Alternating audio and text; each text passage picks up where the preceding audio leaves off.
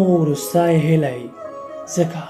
ځواني او هر څه کولی شي خو فکري خوبونه به دې مونږ ډېر زر غلامان کړي کومې خبرې درنه همت د پورته کېدو اخیستی د څه انتظار کوې باسه دا وخت د عیشونو خوبونو نه دی ټول خلک په وجداني عذاب کې راګیر دي دو کې انسانیت او مسلمانیت وای په خوست کې پوره 40 نفره بمبار شول په کار خدا و چې سالم ته د افغانیت زور ښودلی وای خو د خندلو پرته دوی نور څه نشي کولی ځکه غلامان دي دا هېواد تا ته اړتیا لري او دا هېواد د ټولو یو ګډ کور دی که ونې بوټي حیوانات او نور ژوندي موجودات ته وګوري هغوی هم له ما او تا ښه دي ټول لګیا دي او د انسان خدمت کوي خو مونږ خلاف د خدمت کولو په دې هڅه کې یو چې څنګه یو مسلمان د زیان ورسوو څنګه یې له منځه یوسو څنګه پرې ظلم وکړو فقط